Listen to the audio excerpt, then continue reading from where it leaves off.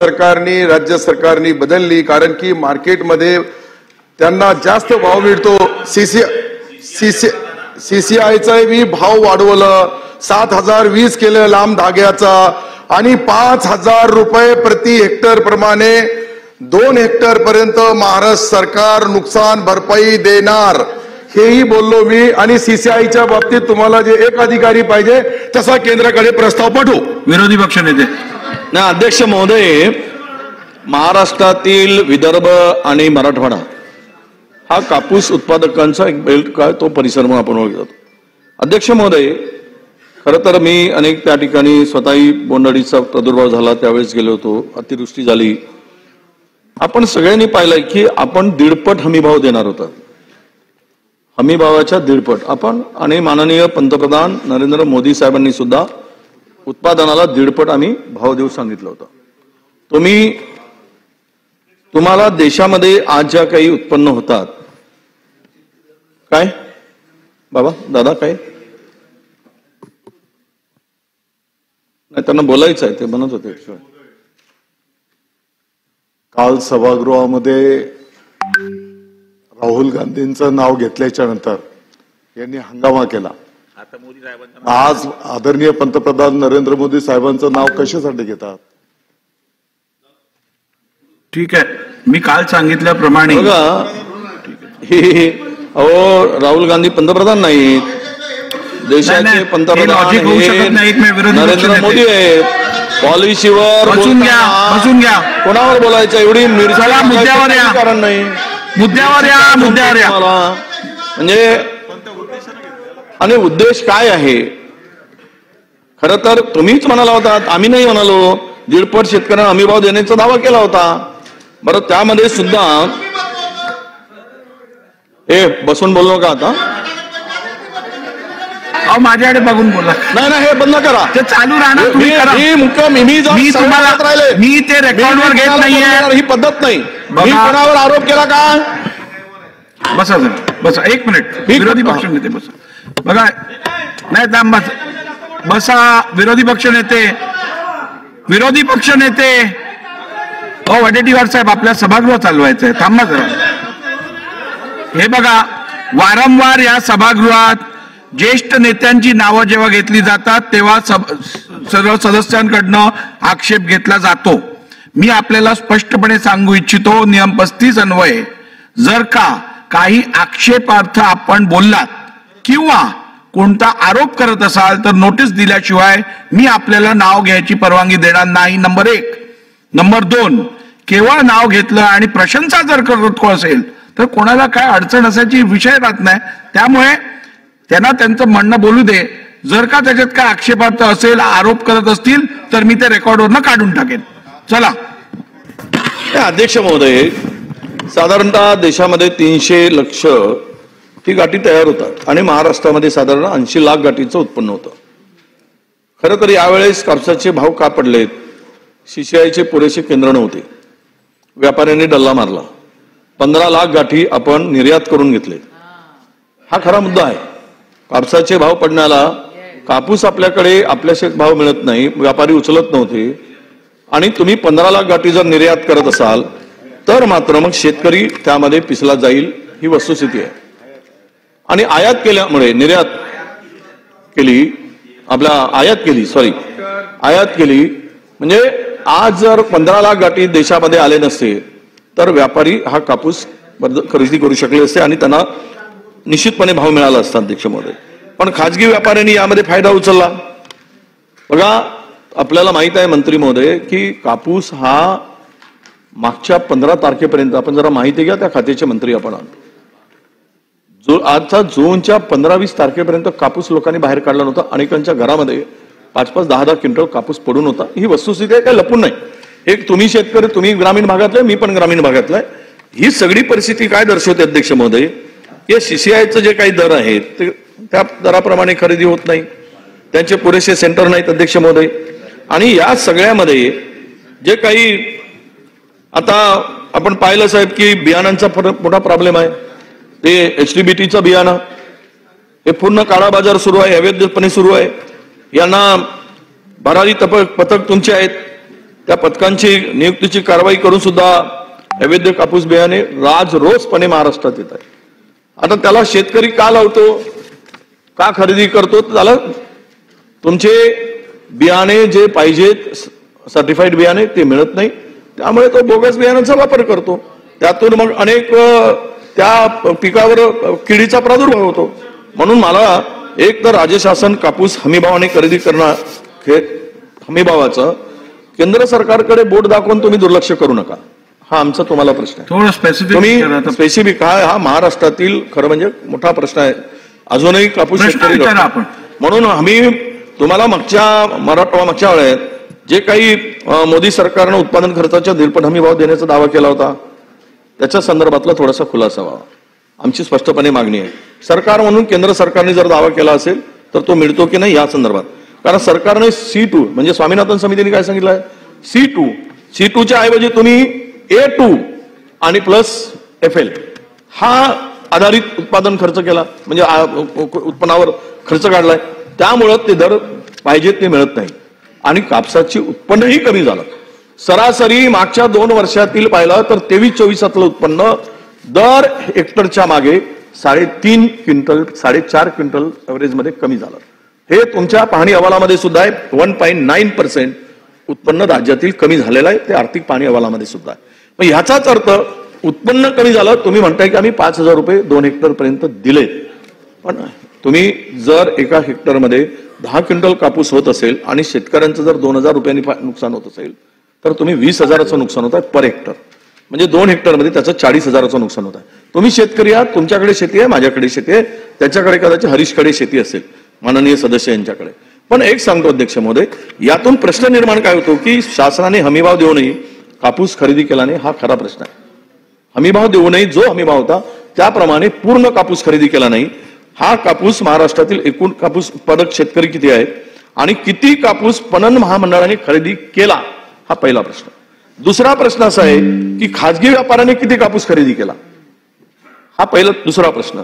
आणि खरेदी केला तर किती कापूस CCI आहे ते CCI ने किती कापूस खरेदी केला, हे जर आकडे आता आपल्याकडे आले, आपण सांगू शकलात तर मला वाटतं की खाजगी व्यापाऱ्याने कमी दर दिला असताना अशा व्यापाऱ्यावर शासनाने का कारवाई केली याचं उत्तर मिळेल. म्हणून माझे 3 प्रश्न आहेत की शासनाने हमीभाव देऊन म्हणजे CCI ने किती खरेदी केला, व्यापाऱ्यांनी किती खरेदी केला आणि केंद्राकडे राज्य सरकारने स्वामीनाथन अहवालाप्रमाणे आपण C2 प्रमाणे हमीभाव केंद्र सरकार काढून देईल का, तरच कापूस उत्पादकांचं भलं होईल. तशी शिफारस राज्य सरकार करेल का. सन्माननीय विरोधी पक्ष नेत्यांनी जी माहिती मागितली ती खरी. CCI ने या हंगामामध्ये जी खरेदी केलेली आहे 12 लाख क्विंटल CCI ने खरेदी केली. खाजगी इतर कापूस खरेदी अंदाजित ही जी 59,073 इतकी नोंद आमच्याकडे गाठी खरेदी केलेल्या प्रायव्हेट व्यापाऱ्याची, म्हणजे 3,16,095 क्विंटल इतका माल प्रायव्हेट व्यापाऱ्यांनी खरेदी केला. आणि या सर्व आपण एकंदरीत पाहिलं तर याच्याबद्दल महाराष्ट्र सरकारने केंद्राकडे सातत्याने जो प्रयत्न केला ते स्वामीनाथन कमिटीच्या माध्यमातून भाववाढ मिळावी. परंतु गेल्या वर्षी केंद्र सरकारने जी भाववाढ दिली त्यामध्ये जे लांब धाग्याचा आहे त्याला 640 रुपये भाववाढ दिली आणि दुसरं जे आहे त्याला 540, अशा 2 कापसाचे बायफ्रिकेशन करून त्याला केंद्र सरकारने नवीन भाव दिला. त्या पद्धतीने आपण CCI ची खरेदी करू लागलो. याच्या व्यतिरिक्त सर्वात महत्वाचा जो प्रश्न आहे त्या प्रश्नामध्ये जी ई-पीक पाहणी आपण करतो त्या ई-पीक पाहणीची नोंदणी नसल्या कारणाने अनेक शेतकरी अडचणीमध्ये येतात, असं आपल्या सन्माननीय सदस्यांनी मला पत्र दिला होता. त्यानुसार मग आम्ही त्याची पूर्ण माहिती घेतली. तर हे खरं आहे का कापसाची लागवड करताना ई-पीक पाहणी होत नाही, त्याच्यामुळे शेतकऱ्याच्या कापूस खरेदीला CCI कडे अडचण येते. केंद्र सरकारचे जे धोरण आहे, जे नियम आहे, त्याची नोंद होणं आवश्यक आहे. त्यासाठी कदाचित कांद्याचाही असाच प्रकरण आपल्या समोर आला होता. कांद्याची नोंद ऑनलाईन नव्हती, ई-पीक पाहणी नव्हती. त्यावेळेस दादा भुसे साहेबांनी त्यामध्ये निर्णय घेताना असं सांगितलं का आपण एखादी कमिटी करता येईल का, तर निश्चित अध्यक्ष महोदय आपण ग्रामसेवक, कृषी सहाय्यक आणि तलाठी ज्या शेतकरी बांधवांची नोंदणी झाली नसल या कमिटीने तसं माहिती दिली. तालुका लेवलवर, गाव लेवलवर आपले कर्मचारी अधिकारी आहेत, त्यांच्या माध्यमातून निश्चित त्यांची नोंद घेतली जाईल. हे मी आपल्या समोर जाहीरपणे जी काही थोड्याफार अडचणी शेतकरी बांधवांना येतात त्यांच्यातर्फे तो सहानुभूतीपूर्वक आपण हा विचार करून निर्णय घोषित करतो. प्रकाश सोळंके साहेब. अध्यक्ष महोदय, मराठवाड्यामध्ये आणि विदर्भामध्ये कापसाचं उत्पादन हे पडणाऱ्या पावसावरती मेनता अवलंबून आहे आणि म्हणून उत्पादकता अतिशय शेतकऱ्याला कमी मिळते. त्याचप्रमाणे सध्या BT2 बियाणं प्रामुख्यानं हा शेतकरी वर्ग BT2 बियाणं वापरतोय. परंतु चीन किंवा अमेरिकेसारख्या देशामध्ये आता B2च्या ऐवजी B2 म्हणजे B7, B8 इतकं सुधारित बियाण्याचं वाण त्या ठिकाणचा शेतकरी वापरतो आणि म्हणून त्याची उत्पादकता ही निश्चितपणानं वाढते. कमी हमीभाव एकीकडे उत्पादकता कमी आहे आणि म्हणून माझा स्पेसिफिक प्रश्न आहे की बियाण्याच्या बाबतीमध्ये B7, B8 हे बियाणं आपल्या शेतकऱ्याला वापरता यावं, त्यासाठी महाराष्ट्र शासन केंद्र शासनाकडे हे वापराच्या बाबतीमध्ये शिफारस करेल का आणि सुधारित बियाणं शेतकऱ्यासाठी उपलब्ध करून देईल का? आता जे दादांनी सांगितलं त्या पद्धतीने कृषी मंत्री महोदयाशी मी चर्चा करल, कारण की दोन वेगवेगळे विभाग आहे. एकपणाने कृषी मंत्री महोदयाशी चर्चा करून निश्चित त्यांना ही सर्व बाब आज जी सन्माननीय सदस्यांनी मांडली त्याच्याबद्दल सकारात्मक निर्णय सरकार घेईल. यशोमती ताई. अतिशय महत्वाच्या विषयावर या ठिकाणी चर्चा सुरू आहे. अध्यक्ष महोदय, कापूस हा विदर्भाचा प्राण आहे आणि जर विदर्भातला शेतकरी जिवंत राहायला पाहिजे असं जर वाटत असेल तर कापूस पणन आणि शेतकऱ्यांना आपण ताकद दिली पाहिजे. अध्यक्ष महोदय, मी इथे कापसाची एकरी खर्च किती होतो त्याचा एक थोडासा तपशील देते. अध्यक्ष महोदय, थोडंसं, कारण त्याच्यावर पॉलिसी मेकिंग झाली पाहिजे. अध्यक्ष महोदय, जमिनीच्या मशागतीला 2 ते 3 हजार रुपये लागतात. बियाण्याच्या खर्चाला 4 ते 6 हजार रुपये लागतात. खताला 5 ते 6 हजार रुपये लागतात. कीटकनाशक जर वापरायचं असेल तर त्याला आपण परत 7 ते 8 हजार रुपये लागतात. निंदण, डवरण, तणनाशक हे काढायचं असेल तर 7-8 हजार रुपये लागतात. सर्व मजुरी वगैरे सगळं जर आपण पकडलं तर परत त्याला 7-8 हजार रुपये लागतात. एकूण आपण जर बघितलं तर खर्च येतो 40 ते 60 हजारापर्यंत तो खर्च जातो. कमी जास्त होतं काही ठिकाणी. अध्यक्ष महोदय, त्या तुलनेत मिळान किती आपल्याला उत्पन्न येतं तर अतिशय कमी उत्पन्न त्या ठिकाणी होतं की एकरी जर आपण बघितलं म्हणजे शेतकऱ्यांना 3,000 जवळपास 900 रुपयाचं उत्पन्न होतं. म्हणजे रोजाना जर आपण बघितलं तर 150 ऑन अन ॲव्हरेज रुपये शेतकऱ्याला मिळतात. आपण जर बघितलं तर तेलंगणामध्ये जी पॉलिसी इम्प्लिमेंट झालेली आहे तिथे सबसिडी मोठ्या प्रमाणामध्ये कापूस उत्पादक शेतकऱ्यांना मिळते आहे आणि ती पॉलिसी आपण इम्प्लिमेंट करणार का? जर करणार असाल तर कधीपर्यंत आणि नाही करणार असाल तर का करणार नाही? कारण एका राज्यात जर देशामध्ये होत असेल तर ते दुसऱ्या राज्यात पण झालं पाहिजे. दुसरं अध्यक्ष महोदय, पणन आपण इतकं वीक करून ठेवलेलं आहे की तिथे ग्रेडर्स नसतात. CCIचे आपण सेंटर्स उघडतो तिथे लक्ष नसतं आणि तो पूर्ण विभाग एकदम डबघाईस पडलेला आहे. म्हणजे जशी पॉलिसी पहिले होती त्याला पैसे देत नाही. अध्यक्ष महोदय, माझा प्रश्न असा आहे की एक तर आपण सबसिडी त्या ठिकाणी तेलंगणाप्रमाणे आपण सबसिडी मंजूर करणार का आणि दुसरं पणन बळकटीकरणासाठी आपलं शासन काय करणार आहे? मंत्री महोदय. नाही, आताच मी ताईंना पहिलेच बोललो याच्या अगोदरच्या प्रश्नाला उत्तर देताना का महाराष्ट्र सरकारने उत्पन्न कमी झालं म्हणून 2 हेक्टर पर्यंत 5-5 हजार रुपये प्रति हेक्टर देण्याचा निर्णय सन्माननीय अजितदादा, मुख्यमंत्री महोदय या सर्वांनी घोषणा केली. त्याची अंमलबजावणी लगेच चालू होईल. नंबर 1. नंबर 2, यांनी जे उत्पन्न आणि खर्चामधली तफावत दाखवली या तफावतीच्या बाबतीत निश्चित आपण सन्माननीय मुख्यमंत्री, उपमुख्यमंत्र्यांशी चर्चा करू आणि त्याच्यामधला ही अंतिम धोरण ठरवू. राहिला प्रश्न तेलंगणा, ऐका ना, मला उत्तर तर देऊ द्या. तेलंगणाचा प्रश्न आहे, त्या ठिकाणी आमचे अधिकारी जातील, लागलं तर मी जाईल तिथे. किती सबसिडी देतात, आपलं राज्य सरकार किती देतो, या दोघांमधली तफावत कोण, निश्चित त्याच्यावर अंतिम निर्णय घेण्यात येईल. तर नारायणराव महोदय, थांबा. अध्यक्ष महोदय, हा खरोखर ताबा ट्रस्ट करणाऱ्या शेतकऱ्याचा प्रश्न आहे. आता मी तुम्हाला एक एकर प्रमाणे जर त्याचा खर्च जर बघितला, कोणतंही बी घ्या 800 ते 850 रुपये, आणि ब्लॅक मध्ये जर गेला तर 1600 रुपयाला बियाची बॅग जाते. 2 बॅगी 1 एकरला लागतात, लक्षात घ्या. त्याच्यात काळाबाजारही होतोय बियामध्ये. त्याच्यात खताचा खर्च जर एका नांगरणीला 1 एकरला 1500 रुपये लागतात. वखरणी आऊत आणलं तर त्याला 2000 रुपये लागतात. फुले पाडायची असेल, त्याला जर फुल्यावर लावायचं असेल तर 1000 रुपये. तो दोन वेळेस जर केल्या तर 2000 रुपये. नारायणराव, हे सगळं झालेलं आहे. ऐका साहेब, ताबा ट्रस्ट करणारा शेतकऱ्याचा हा जगाचा पोशिंदा आहे माझा शेतकरी. त्या शेतकऱ्याचे समजलंही पाहिजे तुम्हाला. प्रश्न उत्तराचं त्याचं भाषण करता येणार नाही, तुम्ही प्रश्न विचारा. ऐका सर, अध्यक्ष महोदय, तुम्ही एक गोष्ट ध्यानात ठेवा. ही बी असेल, खत असेल, फवारणी असेल, निंदणी असेल, वेचणी असेल, कापसाला वेचायला किलोला 10 रुपये घेतात. आणि त्याला कितीही कसाही कापूस पिकला तरी 10 क्विंटल पेक्षा एक एकर मध्ये होत नाही. त्याला जर तुम्ही 4, 5, 7,000 रुपये भाव दिला तर त्याला 70,000 खर्च येतो, 40 ते 50,000 रुपये. ताई नाही सांगितलं.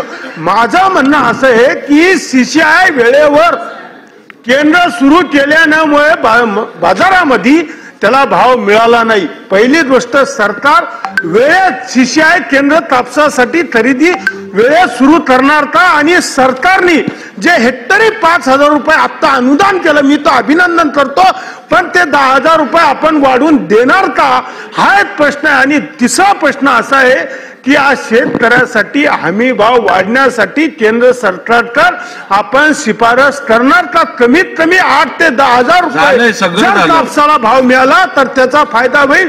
सोयाबीनची बी, अध्यक्ष महोदय, सोयाबीनची खर्च जर तुम्ही बघितला 1 एकर माग तुम्ही फुले संगम लावता, कोणते लाव. मी बी शेतकरी, सभागृहातल्या प्रत्येक माणसावर शेती.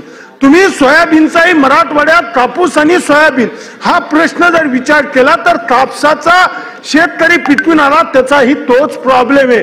त्या सोयाबीनलाही हमी भाव आपण जास्तीत जास्त 7,000 पर्यंत देणार का, हे माझे 4 प्रश्न साहेब. मंत्री महोदयांनी याचं उत्तर द्या. मंत्री महोदय, ही विनंती माझी. नाही, सन्माननीय नारायणरावजीने जे बोलले, आपण 7,000 नाही 7,020 देतो. 110 CCI केंद्र चालू आहे, 12 लक्ष गेल्या वर्षी आपण. ऐका ना.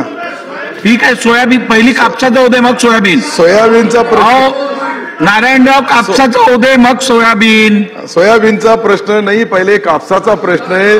त्याच्याबद्दल मला उत्तर देऊ द्या, नंतर मी सोयाबीनच्या बाबतीतही बोलतो सन्माननीय सदस्यांना. तर आपण एक जो आहे मध्यम धाग्याचा जो कापूस असतो त्याला 6,620 रुपये देतो. लांब धाग्याचा जो आहे त्याला 7,020 रुपये देतो. अशी एकंदरीत पाहिलं तर आपण गेल्या वर्षी 110 केंद्र जे CCIची खरेदी झाली, 12 लाख क्विंटल माल खरेदी केला. त्याच्या व्यतिरिक्तही या वर्षी ज्या सन्माननीय सदस्याच्या मागण्या आहे का त्याला तात्काळ सुरू करावं, निश्चित त्याला तात्काळ सुरू करण्यात येईल. वाढीव भावाच्या बाबतीत केंद्र सरकारला विनंती करण्यात येईल. आणि या दोघांच्या व्यतिरिक्तही किमतीमध्ये जे तफावत आहे त्या बाबतीत सन्माननीय मुख्यमंत्री उपमुख्यमंत्री महोदयांशी चर्चा करून अजून काही वाढवता येईल का त्याचाही प्रयत्न करू. बाळासाहेब बोला. अध्यक्ष महोदय, उत्तर क्रमांक 4 आणि 5 मध्ये असं म्हटलेलं आहे की CCI यांच्याद्वारे महाराष्ट्र राज्य सहकारी कापूस पणन संघामार्फत ही खरेदी केली जाते. अध्यक्ष महोदय, माझा स्पेसिफिक प्रश्न या ठिकाणी आहे की CCI ज्यावेळेस कापूस खरेदीला येते त्यावेळी ते फक्त हायवेच्या जवळचे ज्या पट्ट्यामध्ये जास्त कापूस आहे तिथली केंद्र घेते. आणि अध्यक्ष महोदय, नंतर कापूस पणन महामंडळाला त्या ठिकाणी रुरल भागामधली केंद्र दिली जातात. माझा स्पेसिफिक प्रश्न आहे की कापूस पणन महामंडळानं यावर्षी किती लाख क्विंटल कापूस खरेदी केलेली आहे. मी याच्या अगोदरच बोललो मंत्री महोदय, अध्यक्ष महोदय, का आपण 12 लाख क्विंटल जो खरेदी केला त्यामध्ये CCI कडे त्यांची टीम नसते. आपल्याकडं जी आपली महाराष्ट्र राज्याची खरेदी केंद्र, राज्य सरकारची मॅनपॉवर त्यांना आपण देतो, त्या माध्यमातून आपण खरेदी करतो. आणि CCIच्या बाबतीत जो केंद्र सरकारच्या ज्या ज्या ठिकाणी केंद्र उघडले होते त्या ठिकाणी आलेल्या शेतकऱ्याच्या मालाची खरेदी केली. असं काही नाही का फक्त हायवेच्या ठिकाणी, ग्रामीण भागामध्ये बी ज्या ज्या ठिकाणी ई पीक पाहणी असते त्या ठिकाणी CCIची खरेदी होते. याच्या व्यतिरिक्त स्पेसिफिक आपण एखादा तालुक्याचं नाव सांगितलं, एखाद्या गावाचं नाव सांगितलं, तिथे कापूस जास्त आहे त्या ठिकाणी खरेदी करावी, तर निश्चित महाराष्ट्र सरकार त्याचाही विचार करेल. राजेश हेगडेजी. धन्यवाद अध्यक्ष महोदय. अध्यक्ष महोदय, माझा मलकापूर मतदारसंघ हा विदर्भाचा प्रवेशद्वार आहे आणि त्या मतदारसंघात कापसाचं पेरा खूप जास्त असतो. अध्यक्ष महोदय, कापूस लागवडीपासनं कापूस घरात आणेपर्यंत जो खर्च कापसाला लागतो आणि आपण दिलेला हमीभाव याच्यात प्रचंड तफावत आहे. त्यामुळे माझे स्पेसिफिक 2-3 प्रश्न आहे. हमीभावाचा फेरविचार शासन करणार काय? हमीभावाने शासनाने खरेदी न केल्यामुळे शेतकऱ्यांनी बाजारपेठेत व्यापाऱ्यांना कापूस विकला. त्या व्यापाऱ्यांनी शेतकऱ्यांची प्रचंड फसवणूक माझ्या मतदारसंघात केली. दसरखेडला एक व्यापाऱ्याने जवळपास 1.5 ते 2 कोटी रुपयाची फसवणूक करून कापूस नेऊन कापसाचे पैसे दिले नाही. 150 ते 200 कोटी रुपये जग्गू नामक एक व्यापारी त्याने घेऊन 150 ते 200 कोटी रुपयांनी शेतकऱ्यांची फसवणूक केली. नांदुरा तालुक्यातही तोच प्रकार घडलेला आहे. असे अनेक व्यापाऱ्यांनी शेतकऱ्यांची फसवणूक केल्यामुळे शासनाने त्यांच्यावर कारवाई केलेली आहे, परंतु त्या शेतकऱ्यांना पैसे अद्यापपर्यंत मिळालेले नाही. त्या पैशांबाबत शासन काही दखल घेईल काय, किंवा शासन त्या पैशांची जबाबदारी घेऊन त्यांना काही विशेष अनुदान देईल काय, असे माझे स्पेसिफिक 2 प्रश्न आहेत. धन्यवाद.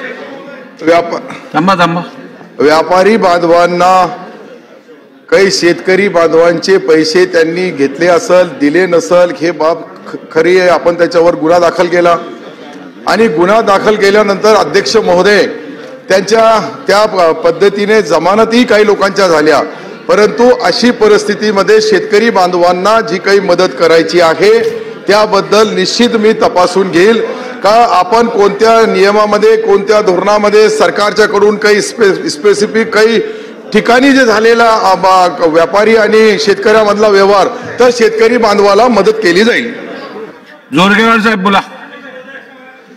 अध्यक्ष महोदय, आपण सर्वात मागास अशा भागाच्या पिकावर प्रश्न चर्चा करतोय, तोही भारतातला सर्वाधिक श्रीमंत असलेल्या या मुंबईमध्ये बसून.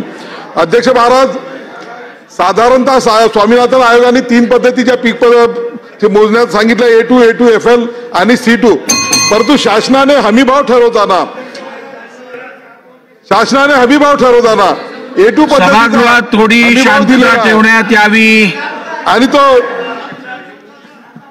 अध्यक्ष महाराज, परत माझे पुन्हा दिवस आले, 12 तारखेला मला पुन्हा मतदान करायचं आहे, मला बोलू द्या. बोला. अहो जोरगेवार साहेब, तुमच्या व्यतिरिक्त इतरांनी शांत बसावं. चला बोला. सर्वांनी शांत बसावं. 12 तारखेला मतदान आहे. अध्यक्ष महाराज, आपण या ठिकाणी कापसावर चर्चा करतोय आणि कापूस हा साधारणतः विदर्भ आणि मराठवाड्यामध्ये, आणि सुदैवानं मंत्री महोदय सुद्धा मराठवाड्यातले उत्तर ते सकारात्मक देखताय. माझी विनंती एवढी असणार आहे या सरकारला की आपण जो C2 या पद्धतीने जो हमीभाव निघतो तो निघतो 7,251 आणि 50% त्याच्यावर जर जोडले तर 9,345 रुपये हा C2 या सूत्रानुसार हमीभाव आला असता. तो हमीभाव देणार आहे का? जर केंद्र सरकार देणार नसेल तर तेवढं तफावतीचं अनुदान महाराष्ट्र शासन देणार आहे का? नंबर 1. नंबर 2, शेतकऱ्यांना जो अडचणी निर्माण होतात, कापसाच्या गाड्या या केंद्रावर नेल्यानंतर 2-2, 3-3 दिवस त्या ठिकाणी गाड्या थांबतात. केवळ आणि केवळ ते कापसाचे ग्रेडर त्या ठिकाणी नाही म्हणून त्या ठिकाणी त्या पद्धतीचं होते. हे ग्रेडर वाढवून ताबडतोब आल्या दिवशीच त्या शेतकऱ्याचा कापूस त्याचं ग्रेडेशन करून त्याला घेणार आहे का, हे 2 स्पेसिफिक प्रश्न आहे. ही विनंती आहे.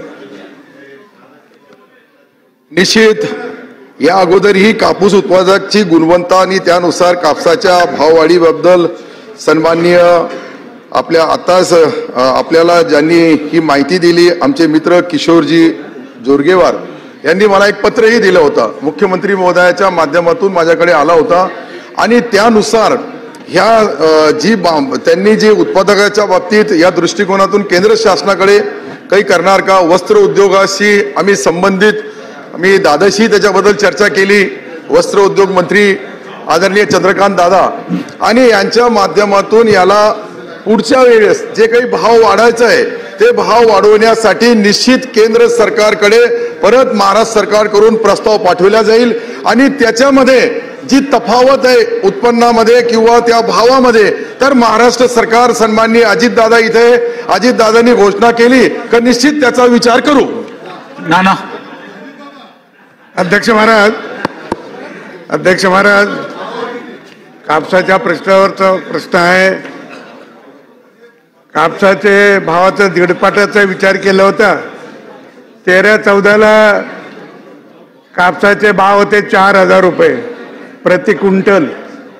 आता त्याच कापसाच्या लांब धाग्याचा भाव झाला 7,020 रुपये.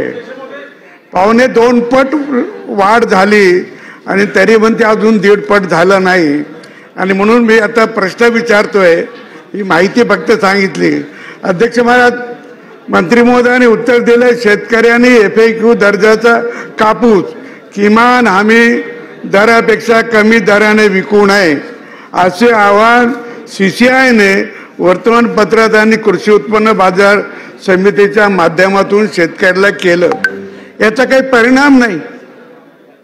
आपल्याला परिणाम साध्य करायचा असेल तर जिथं कापूस खरेदी होतो असे बाजार, आपल्याकडे कायदा आहे की हमी भावापेक्षा कमी भावाने कापूस कुठलाही माल खरेदी करू नये. प्रत्यक्ष बाजारात खरेदी होतो. माझं आपल्याला विनंती आहे की मार्केट कमिटी किंवा CCIने किंवा आपल्या डिपार्टमेंटने प्रत्येक बाजारामध्ये एक ठळक अक्षरात बोर्ड लावावा की हमी भावापेक्षा जर कोणी कमी भावात माल घेत असेल तर त्याच्यावर दंडात्मक कारवाई होईल. आणि दंडात्मक कारवाई होण्यासाठी त्या यंत्रणेला पण सांगितलं पाहिजे. अशा प्रकारचा ठळक बोर्ड लावला तर मला असं वाटतं कंट्रोलमध्ये येईल. आणि आपण हे लावाल का असा माझा प्रश्न आहे. दुसरा प्रश्न असा आहे की खरेदी केंद्र जर उघडे करायचे असतील तर दिवाळीच्या वेळेला, कारण शेतकरी दिवाळीच्या वेळेला आपला शेतीमाल विकतो दिवाळीचा सण साजरा करण्यासाठी आणि हे त्या भावात विकतो. तर त्यावेळेपासून जर आपण केंद्र सुरू केली तर मला असं वाटतं की हमी भावापेक्षा कमी भावात खरेदी कोणी घेणार नाही आणि जो घेईल तर शेतकरी केंद्रावर जाईल. हे 2 माझे प्रश्न आहेत. धन्यवाद.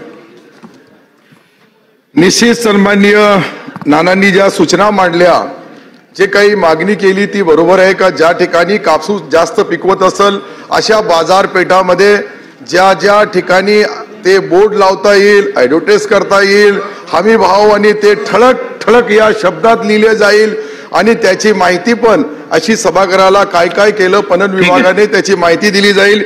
दुसरा प्रश्न, आपण केंद्र सरकारकडे तो प्रस्ताव पाठवलेला आहे. त्यांनी सहानुभूतीपूर्वक विचार करून आपल्याला ती मदत केलेली आहे.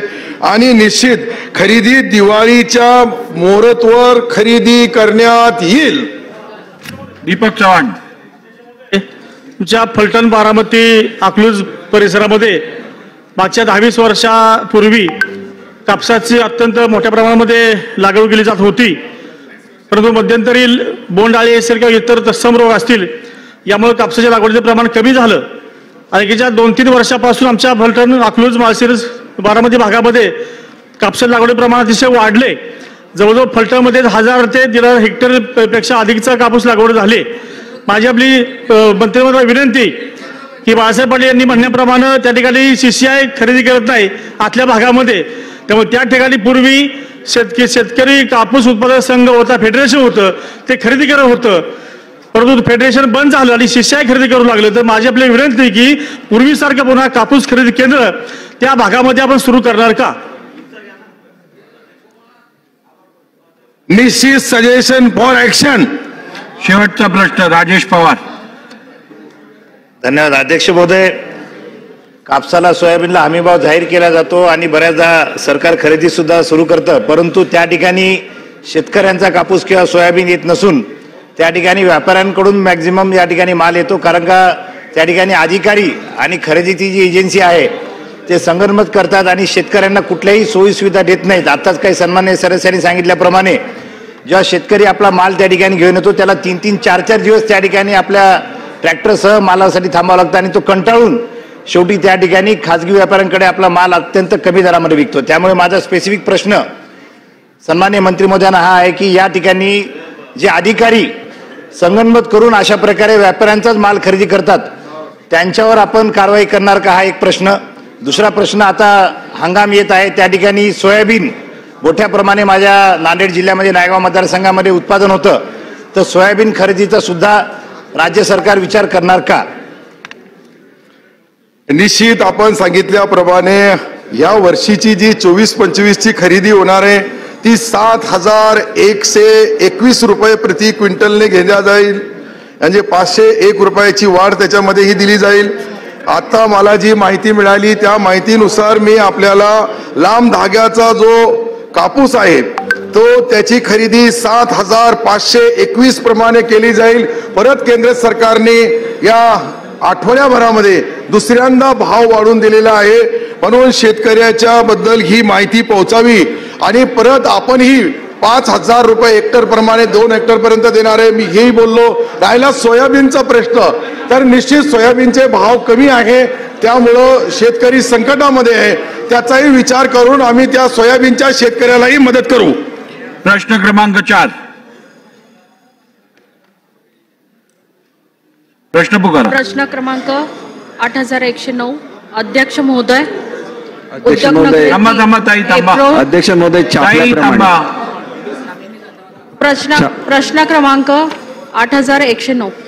बोला. अध्यक्ष महोदय छापल्याप्रमाणे. अध्यक्ष महोदय, उद्योग नगरीतील एल्प्रो शाळेत 3 वर्षाच्या मुलीचे सहाय्यक कर्मचारी मारहाण करून लैंगिक शोषण केल्याबद्दल मुलीच्या पालकांनी शाळेकडे तक्रार केल्यावर शाळा प्रशासनाने उडवाउडवीची उत्तरे दिल्याने पालकांनी नाईलाजास्तव न्याय मिळत नसल्याने राष्ट्रीय बाल हक्क आयोगाकडे तक्रार केली होती. ही वस्तुस्थिती आहे. अध्यक्ष महोदय, मंत्री महोदयांनी प्रश्नाच्या उत्तराअंतशः खरे उत्तर आहे असे सांगितले आहे. तर माझे 3 स्पेसिफिक प्रश्न आहेत. 1. शाळेतील घटनेच्या दिवशी CCTV फुटेज तपासून 3 वर्षाच्या मुलीवर अत्याचार केलेल्या शाळेच्या कर्मचाऱ्यावर गुन्हा दाखल करणार का? अध्यक्ष महोदय, जे पालक शाळेकडे न्याय मिळत नाही म्हणून राष्ट्रीय बाल हक्क आयोगाकडे दाद मागतात, परंतु शाळा प्रशासन दबावामुळे तक्रार मागे घेतली असली तरी सदर शाळा ही घटनेची शासन सुमोट चौकशी करणार का? आणि 3. पालकाच्या मानसिक स्थितीचा गैरफायदा घेऊन पालकांना तक्रार मागे घेण्याबाबत दबाव टाकणाऱ्या संस्था चालकांची चौकशी करून कारवाई करणार का? धन्यवाद. अध्यक्ष महोदय, CCTV त्या ठिकाणी चेक केल्यामुळेच तिथे एक जी सहाय्यिका असते तिने त्या मुलीला गालावर मारल्याचं निदर्शनाला आलेलं आहे. या महिलेला कामावरून कमी केलेलं आहे. जी तक्रार त्यांनी मागे घेतली ही तक्रार दबावाखाली घेतली आहे का याबाबत आवश्यक ती चौकशी केली जाईल. यामिनीताई.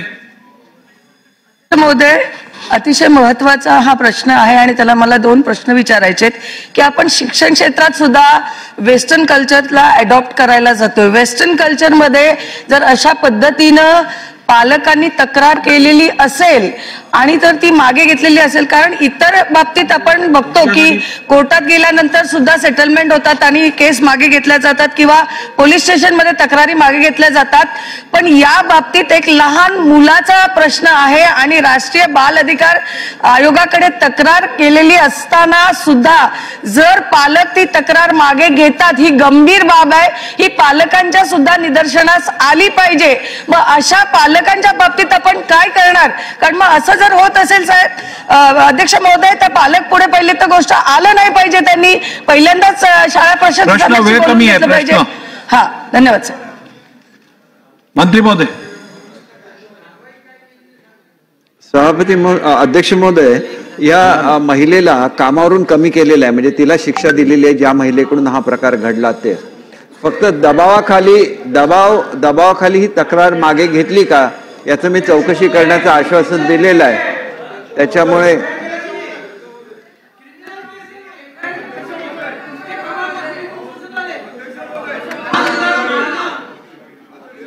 काय घेतो अध्यक्ष महोदय, माननीय मंत्र्यांनी खुलासा करावा.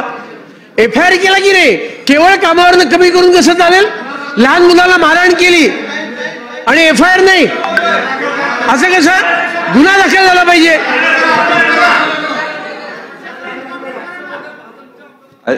बोलू दे मंत्री महोदयांना उत्तर देऊ दे. अध्यक्ष महोदय, जर त्या पालकांनी FIR दाखल केली तर ती FIR दाखल करून घेतली जाणार आणि त्या महिलेच्या विरुद्ध कारवाई सुद्धा होणार. नाही, एक मिनिट. नाही बघा, एक लक्षात घ्या, मंत्री महोदयांनी बरोबर उत्तर दिलेलं आहे. त्यांच्या खात्याचं काम आहे संदर्भित डिपार्टमेंटल इन्क्वायरी करून ऍक्शन घेणं. जर का कोणाला क्रिमिनल ऍक्शन घ्यायची असेल तर ते बालक किंवा पेरेंट्स जाऊन पोलीस स्टेशनमध्ये तक्रार दर्ज करू शकतात आणि त्यानंतर जर ती रेकॉर्ड केली गेली नाही तर आपण होम डिपार्टमेंटमध्ये याची इन्क्वायरी करू. चला, प्रश्न उत्तराचा तास संपलेला आहे. कागदपत्रे सभागृहाच्या पटलावर ठेवणे. माननीय मुख्यमंत्री. लेंग होते लेंग नंतर सुरुवात आशिष शेलारांकडून. मी दोन्ही करतो. महाराष्ट्र प्रदूषण नियंत्रण मंडळ यांचा सन 2022-23 वार्षिक अहवाल मी सभागृहासोबत ठेवतो. अहवाल सभागृहासमोर ठेवण्यात आला. सदर अहवाल विधिमंडळाच्या संकेतस्थळावर उपलब्ध करून देण्यात येईल. माननीय संसदीय कार्यमंत्री. महाराष्ट्र विधानसभेच्या सन 2024च्या दुसऱ्या अर्थसंकल्पीय अधिवेशनात दिनांक 26 फेब्रुवारी 2024 ते दिनांक 1 मार्च 2024 या कालावधीत माननीय मंत्री महोदयांनी विधानसभा सभागृहात दिलेल्या एकूण 28 आश्वासनांची यादी तसेच सन 2024 हे दुसरे अर्थसंकल्पीय अधिवेशन संस्थगित झाल्यानंतर आतापर्यंत पूर्तता करण्यात आलेल्या एकूण 187 आश्वासनांच्या पूर्ततेची विवरणपत्रे यादीसह सभागृहासमोर ठेवतो.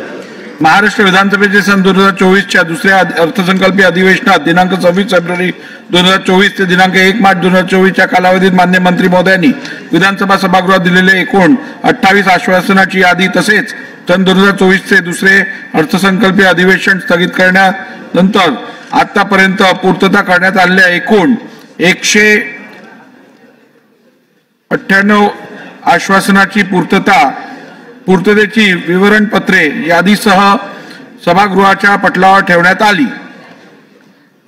स्थगन प्रस्तावाच्या सूचना. आज प्राप्त झालेले सर्व स्थगन प्रस्तावांच्या सूचनेला मी दालनात अनुमती नाकारलेली आहे. अध्यक्ष महोदय, समृद्धी महामार्गावर अपघातामध्ये दिवसेंदिवस वाढ होत आहे. आपण सगळ्यांनी बघितलं की मागच्या आठवड्यामध्ये सुद्धा या समृद्धी महामार्गावर 7 लोकांचा जीव गेला. अध्यक्ष महोदय,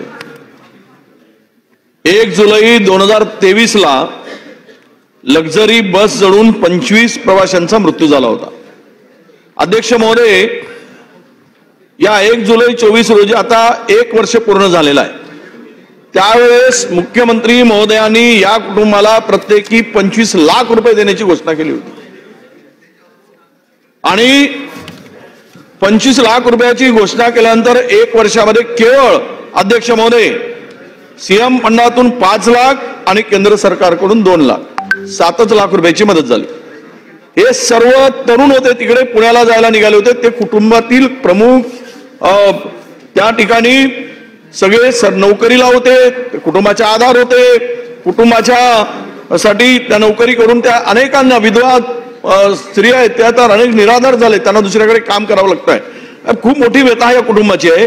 त्यामुळे आता हा चंद्रशेखर माळवी नावाचा सामाजिक कार्यकर्ता 26 जानेवारी पासून तिकडे उपोषण करत होता.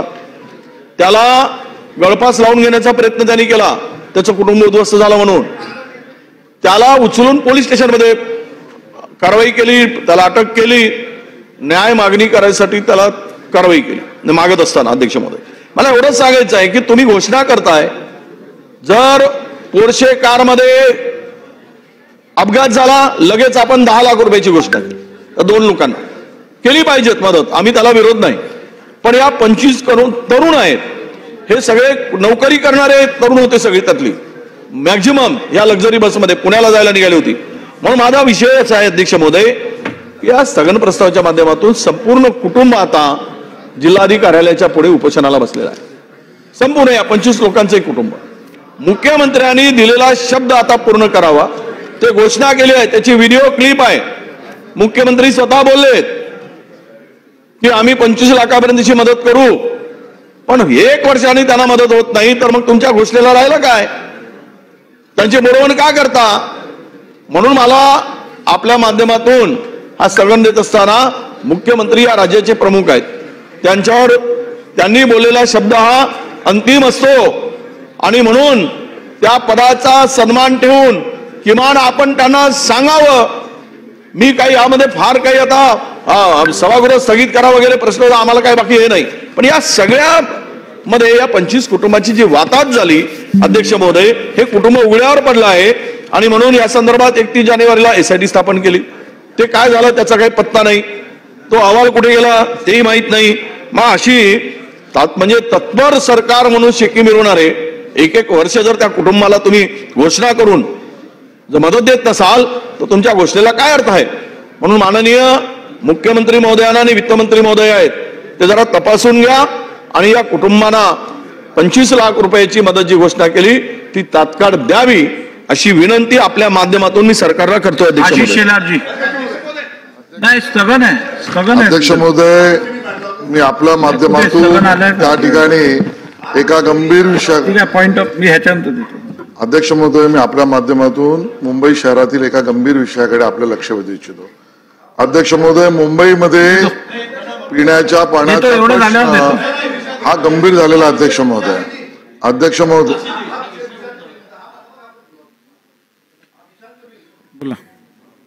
अध्यक्ष महोदय, सन्माननीय विरोधी पक्षनेत्यांनी तो विषय मांडला. माननीय उपमुख्यमंत्र्यांनी घोषणा केली 1 वर्षापूर्वी 30 जूनला, आता 1 वर्ष झालं, 25 लाख रुपये आम्ही देऊ. देवेंद्र फडणवीस साहेबांनी ठीक आहे सुधीर मुनगंटीवार जरा गांभीर्य समजा. देवेंद्र फडणवीस साहेबांनी घोषणा केली 1 वर्षापूर्वी की 25 लाख रुपये प्रत्येक कुटुंबाला देण्यात येईल. असे 25 कुटुंबांना पैसे देणार होते. 1 वर्ष झालं त्याचं नाही. आता 4 दिवसापर्यंत जेव्हा 1 वर्ष झालं 30 तारखेला वर्ध्याचे खासदार आणि ते सर्व परिवारातील लोक उपोषणाला बसले दिवसभर वर्ध्याला आणि त्यांनी हीच मागणी केली की लवकरात लवकर पैसे द्या. अध्यक्ष महोदय एका कुटुंब त्या सर्व कुटुंबातील लोकांनी एकत्र येऊन शेवटी असं सांगितलं की शासनाने दिलेलं आश्वासन, देवेंद्र फडणवीस यांनी दिलेलं आश्वासन पाळायचं नसेल तर फक्त उपमुख्यमंत्र्यांनी एकच येऊन सांगावं की मी जे आश्वासन दिलं होतं ते मी पूर्ण करू शकत नाही, आमचं समाधान होईल, आम्हाला 25 लाख रुपये नको. अशा पद्धतीची भावना सुद्धा त्या कुटुंबियाच्या लोकांनी व्यक्त केली. त्यामुळे माननीय दुसरे उपमुख्यमंत्री आहेत, कमीत कमी एका उपमुख्यमंत्री दिलेला शब्द दुसरे उपमुख्यमंत्री इथे बसल्या हाऊसमध्ये ते तरी उभे राहून त्यांनी त्याच्यावरती घोषणा करावी अशी मी माननीय अजितदादा आहेत तिथे ऐकतात ते गांभीर्याने त्यांना विनंती करतो की अतिशय संवेदनशील प्रश्न आहे. एका मुख्यमंत्री नंबर 2नी हा विषय तिथे आश्वासन दिलं आहे. उपमुख्यमंत्री नंबर 3नी कमीत कमी त्याची पूर्तता करावी अशी मी माननीय अजितदादांना विनंती करतो. तिसरा उपमुख्यमंत्री तिसरा कोण होता? 1, 2 तुम्ही 3 म्हणालात. अध्यक्ष महोदय, याबद्दल त्यांनी देवेंद्रजींचं नाव घेतलंय, एकनाथरावजींचं नाव घेतलंय. त्या दोघांना मी विचारतो की असं काही घडलंय का, असं काही जाहीर केलंय का. त्यांनी सांगितलेलं असेल, घडलं असेलच. मी यांच्यावर काही गैरविश्वास दाखवतो अशातला भाग नाही. आणि कशामुळे राहिलंय ते राहिलेलं असेल आणि त्यांनी सांगितलेलं असेल तर ते केलं पाहिजे. तर ते करण्याच्या करता आम्ही लक्ष घालू. ठीक, आशिषजी बोला. अध्यक्ष महोदय, मी आपल्या माध्यमातून एका गंभीर विषयाकडे सभागृहाचं आणि आपलं लक्ष वेधू इच्छितो. अध्यक्ष महोदय, मुंबई शहरामध्ये पिण्याच्या पाण्याचा प्रश्न आणि त्याचा पुरवठा हा अतिशय गंभीर परिस्थिती झालेली आहे. अध्यक्ष महोदय, माझ्या मतदारसंघातील खारदांडा ते गजदरबांध, विशेषतः या भागामध्ये पिण्याच्या पाण्याचा प्रश्न बिकट झालाय. अध्यक्ष महोदय, गजदर बांध विभागामध्ये केवळ 26 गल्ल्या आहेत, 1309 कनेक्शन्स आहेत. पण अध्यक्ष महोदय, वेरावलीवरनं येणारं पाण्याचं रिझर्व्हॉयरचं पाणी, त्याचं प्रेशर आणि त्याचा पुरवठा इतका वाईट आहे की लोकांना 1 तास सुद्धा पाणी मिळत नाही. काही ठिकाणी बिलकुल 12-12 दिवस पाणी येत नाही. अध्यक्ष महोदय, आणि अध्यक्ष महोदय, घोषणा मात्र त्यावेळेला उबाटा सेनेचं महापालिकेत सरकार असताना 24 तास HOSला देऊ, 24 तास 7 दिवस देऊ सांगितलं. अध्यक्ष महोदय, पाठपुरावा आम्ही केला, 8 तासावर नाही पण 2 तास पण नाही. अध्यक्ष महोदय, ही परिस्थिती आहे. आणि त्यामुळे अध्यक्ष महोदय, विशेषतः गजदरबांध खारदांडा या विभागातील लोकांना पाणी पुरवठा पूर्ववत करणं आवश्यकता आहे. हा गांभीर्याने विषय मी आपल्यासमोर मांडतो. आणि बरोबरीने अध्यक्ष महोदय, मुंबईत 7 धरणातून पाणी येतं. अध्यक्ष महोदय, ज्यामध्ये अप्पर वैतरणा, मोडकसागर, तानसा, मध्य वैतरणा, भातसा, विहार आणि तुळशी या सगळ्यातना केवळ 7.5%, 7.25% एवढीच वाढ झाली. जुलै महिना आहे, पुढे पाणी वाढलं नाही धरणातलं तर मुंबईला पाणी कुठून मिळणार. हा गंभीर विषय आहे. त्याचे निर्देश आपण सरकारला द्यावेत आणि हा प्रश्न जो पेटला आहे तो कसा सोडवणार याबद्दल सरकारने उत्तर द्यावं.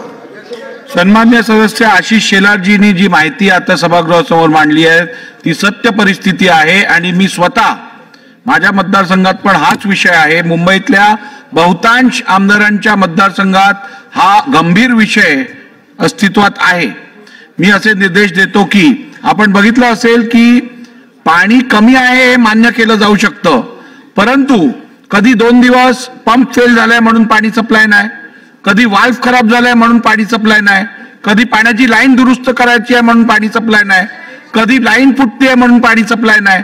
हे चालणार नाही. त्यामुळे हायड्रॉलिक इंजिनियरनी अधिवेशन संपण्यापूर्वी या संदर्भातली जबाबदारी घेऊन मुंबईत पाणी पुरवठा योग्यरित्या होईल अशी हमी सभागृहाला मंत्र्यांमार्फत देण्यात यावी.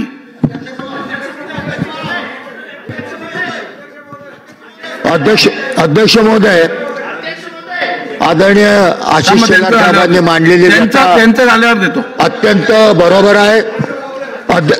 अध्यक्ष महोदय, 10% पाणी कपात आहे म्हणून सांगितली जाते, परंतु प्रत्यक्षात 25%पेक्षाही जास्त कपात केली जाते. 10% पाणी कपात जाहीर केलेली आहे, पण 25%पेक्षा पाणी कमी येते. पाण्याचं प्रेशर डाऊन झालेलं आहे. म्हणून आपण दिलेले निर्देश अतिशय योग्य आहेत. त्या पाणी पुरवठा अधिकाऱ्यांना आपल्या दालनामध्ये बोलवून घ्या तातडीने आणि काय वस्तुस्थिती आहे हे आपण समजून घ्या, त्यांना ताकीद द्या आणि सभागृहाला अवगत करा असं आपल्या माध्यमातून. या आठवड्यात या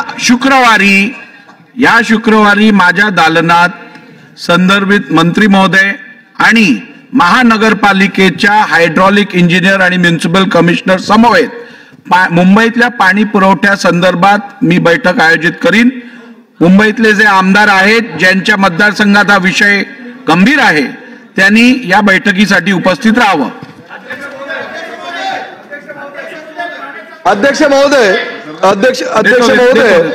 चेंबूर येथील NG आचार्य आणि DK मराठे ह्या महाविद्यालयामध्ये अध्यक्ष महोदय काल एक अचानक परिपत्र काढण्यात आलं आणि त्या महाविद्यालयामध्ये शिकणाऱ्या विद्यार्थ्यांना जीन्स आणि टी-शर्ट किंवा जॅकेट जर कोणी घालून येत असेल तर त्या विद्यार्थ्यांना प्रवेश बंदी करण्यात आली. अध्यक्ष महोदय, हा एक तालिबानी फतवा एका महाविद्यालयाने काढला. अध्यक्ष महोदय, तेच जर लोन महाराष्ट्राच्या इतर महाविद्यालयामध्ये तर पसरले तर अतिशय कायदा व सुव्यवस्थेचा प्रश्न सुद्धा निर्माण होईल.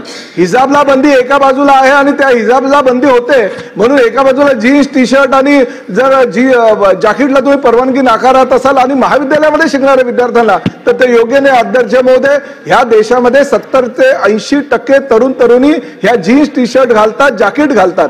मला एका गोष्टीची कल्पना नाही अध्यक्ष महोदय, उद्या जर त्याच महाविद्यालयामध्ये स्विमिंग कॉम्पिटिशन असेल तर त्या स्विमिंग कॉम्पिटिशनच्या स्विमिंग सूटला तुम्ही परमिशन नाकारणार आहात का? उद्या जर स्पोर्ट्स डेला टी शर्ट आणि शॉर्ट्स घालणाऱ्या विद्यार्थ्यांना जर क्रीडा प्रकारामध्ये सहभागी व्हायचं असेल तर त्याला तुम्ही परवानगी नाकारणार का? अशा प्रकारे जाणीवपूर्वक तालिबानी फतवा काढून विद्यार्थ्यांना जो अधिकार दिलेला आहे लोकशाहीमध्ये त्याच्याशी जर खेळखंडोबा कुठलंही महाविद्यालय करत असेल तर त्यांच्यावर कठोर कारवाई होणं गरजेचं. अध्यक्ष महोदय, आपल्या माध्यमातून मी या सभागृहाला विनंती करू इच्छितो की मराठे आणि आचार्य महाविद्यालयाने जो तालिबानी फतवा काल काढलेला तो तात्काळ बंद करावा आणि शिक्षण मंत्र्यांनी त्यांच्यावर कठोर कारवाई करावी अशी भूमिका या सभागृहामध्ये मी मांडतोय अध्यक्ष महोदय, आणि तुम्ही तशा प्रकारचे निर्देश द्यावे अशी विनंती करतो. अध्यक्ष महोदय, आपण मुंबईच्या दृष्टीने अत्यंत ज्वलंत प्रश्नाला हात घातलात, तो म्हणजे पाणी प्रश्न. पण अध्यक्ष महोदय, आमच्या ठाण्यामध्ये सुद्धा हीच परिस्थिती आहे, कळवा मुंब्रा मतदारसंघामध्ये सुद्धा हीच परिस्थिती आहे आणि तिथे तर पाण्यावर राजकारण केलं जातं. वॉलमन हाताशी धरून पाणी कमी केलं जातं. ज्या एरियात मतं वाढवायची आहेत त्या एरियात पाणी फोर्सनी दिलं जातं आणि या सगळ्या राजकारण आम्ही उघड्या डोळ्यांनी बघत आहोत. तेव्हा अध्यक्ष महोदय, आपल्या ज्या म्हणजे आपण जी बैठक लावणार आहात त्याच्यात आम्हाला देखील आमंत्रित करावं म्हणजे जेणेकरून पाण्याचं राजकारण होणार नाही याच्याकडे आपण लक्ष द्यावं. हे फार गंभीर आहे. जरूर. आपल्या अन्न व नागरी पुरवठा खात्यामार्फत ज्वारीची खरेदी विदर्भात आणि महाराष्ट्रात सुरू आहे. खरेदीचं लक्षांकी वाढून मिळालं, परंतु गेल्या 4 दिवसापासून पोर्टल बंद आहे आणि त्यामुळे ज्वारी तशीच पडून आहे. आपल्या मार्फत विनंती आहे की आपण मंत्री महोदयांना संबंधित सचिवांना निर्देश द्यावे की हे पोर्टल जर बंद केलेलं आहे तर काय फायदा. ठीक. अध्यक्ष महोदय, आमदारांसाठी आकाशवाणी आमदार निवास आहे. काल सभागृहात कामकाज झाल्यावर MIDCची मीटिंग आटोपल्यावर 7:45 वाजता आम्ही जेव्हा आमदार निवासला गेलो तिथं 4 लिफ्ट आहे, 2 आमदारांसाठी आहे, 2 इतर लोकांसाठी आहे. त्यामध्ये मी ते टोपीवाले आमचे सन्मान्य सदस्य अजून 1 जण होते, आम्हाला त्या लिफ्टनी सोडून दिलं. आमच्यासोबत कार्यकर्ते होते, आमचे PA होते, ते खाली राहिले. त्यानंतर ते लिफ्ट खाली आली. माझे PA निलेश हांडे, रविभाऊ राऊत, आमचे शहर अध्यक्ष बार्शी टाकडीचे प्रवीण धाईत आणि 3 लोक अजून होते, लिफ्टमॅन, असे 7 लोक लिफ्ट मंदात अटकली. पाऊण तास लिफ्ट बंद राहिली. त्यामध्ये त्या लिफ्टमॅनला अटॅक आला. एका PA ने आमच्या त्याचा छाती चोळली, एकानं हात चोळला. त्याला पाऊण तासानंतर त्याला म्हणजे होश नाही राहिला, त्याला एक उलटी झाली. त्यातले 2 जण अजून घाबरले आणि त्यानंतर पाऊण तासानंतर जिद्दोजहद केल्यानंतर ते लिफ्ट चालू झाली. ते लोक आले, घामाझोकाय झाले. ते लिफ्ट 15 दिवस पहिले बंद होती, ते चालू केली, पण त्या लिफ्टले जुनं सामान लावलं अशी चर्चा आहे. आणि त्या कर्मचाऱ्याला अर्जंटमध्ये काढल्यावर एम्ब्युलन्सनं दवाखान्यात नेलं. तो जिवंत आहे का गेला का काय आहे. आणि ते जर PAच्या जागी आमदार असतो तर त्या टोपीवाल्यांचा माया भावपूर्ण श्रद्धांजलीचा विषय झाला असता या सभागृहात. तर त्या बंद लिफ्टले चांगल्या लिफ्ट लावून किमान आमदाराले त्या चांगल्या लिफ्टची सोय करून द्यावी अशी विनंती आहे. आणि तुम्ही आमचे कस्टडियन आहे, तुमच्या हाती आमचं सगळं हे आहे आमदार अध्यक्ष महाराज. तर मनोरा आमदार निवास लवकरात लवकर चालू करून आम्हाला सोय द्या आणि या लिफ्टचं काहीतरी करा साहेब. सन्मान्य सदस्य हरीश पिंपळे साहेबांनी जो विषय सभागृहात मांडलेला आहे तो अत्यंत गंभीर आहे. जर आमदार निवासातील लिफ्ट अशी खराब होणार असेल आणि सन्मान्य आमदारांना किंवा त्यांच्या स्टाफला अडचण होणार असेल तर या संदर्भात कठोर कारवाई केली जाईल. जे दोषी असतील, जर का जुने पार्ट्स खोटे पार्ट्स लावले असतील तर आपण त्याची चौकशी करून त्यावरती योग्य ती ऍक्शन घेऊ. आणि मनोरा आमदार निवास संदर्भात आपण जो प्रश्न सादर केला आहे, मनोरा आमदार निवासचं काम हे अत्यंत जोरात चालू आहे. सध्या पायलिंग पूर्ण झालं आहे आणि आपण जो कालावधी त्या कामासाठी ठेवलेला आहे त्या कालावधीत किंवा त्याच्या आधी मनोरा आमदार निवासचं काम पूर्ण होईल आणि त्याचबरोबर मॅजेस्टिक आमदार निवासचंही काम त्याआधी पूर्ण करण्यात येईल.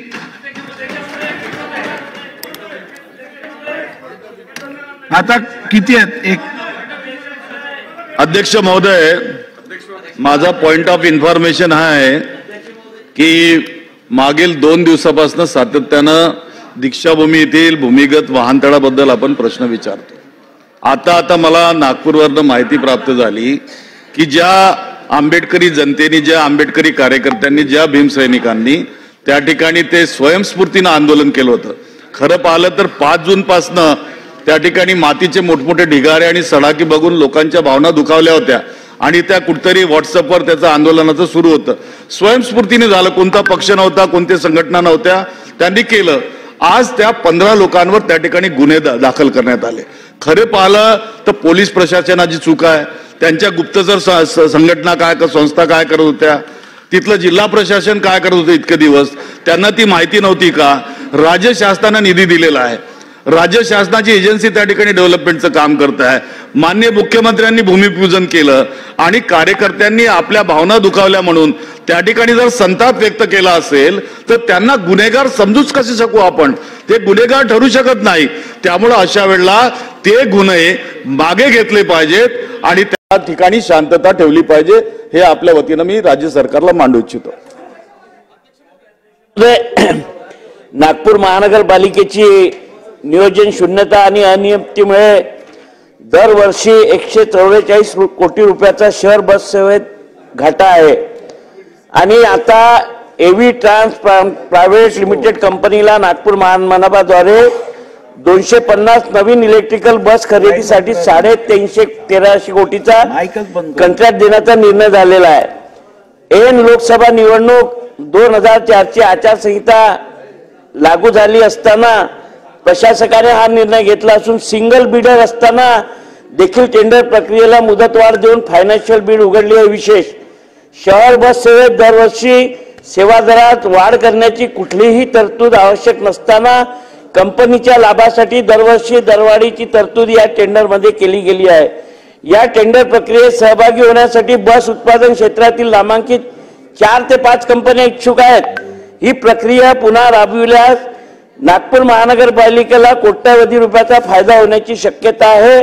तरी फक्त एकाच कंपनीसाठी प्रशासकाचे प्रयत्न आहेत. त्यामुळे ही टेंडर प्रक्रिया तत्काळ रद्द करण्यात यावी अशी या पॉइंट ऑफ इन्फॉर्मेशनच्या माध्यमातून मी शासनाकडे मागणी करत आहे. मी एक अत्यंत गंभीर विषयावर या ठिकाणी सभागृहाचं लक्ष वेधू इच्छितो. अध्यक्ष महोदय, महाराष्ट्र सरकारच्या माध्यमातून एकात्मिक बाल विकास योजनेअंतर्गत गर्भवती माता व 6 महिने ते 3 वर्षापर्यंत लहान बालकांना पोषण आहार पुरवला जातो. अध्यक्ष महोदय, यापूर्वी हरभरा, तांदूळ, तूरडाळ, गहू, तिखट मीठ अशा प्रकारचा कच्चा माल पूर्वी शासनाच्या कालावधीत हा देत जात होता. आता नव्या काही धोरणानुसार हा पॅक्ड माल दिला जातो आणि या पॅक्ड मालच्या माध्यमातून ते गरम पाण्यात या ठिकाणी शिजवलं की लगेच तिथल्या तिथं त्या पालकांना आणि त्या मातांना त्या ठिकाणी ते जेवण करता येतं. अध्यक्ष महोदय, काल एक अत्यंत वाईट घटना माझ्या मतदारसंघात पलूस तालुक्यामध्ये कृषीनगरच्या 116 नंबरच्या शाळेच्या वाटपामध्ये झालेली आहे आणि तिथं मृत सापाचं पिल्लू हे या ठिकाणी दादा त्या पोषण आहारामध्ये सापडलेलं आहे. आणि अध्यक्ष महोदय, दर 2 महिन्यातनं एकदाच हा माल त्या ठिकाणी दिला जातो आणि दर 2 महिन्यातनं 50 दिवसाचा माल एकाच दिवशी वाटप केला जातो. मग याचं स्टोरेज कुठे केलं जातं?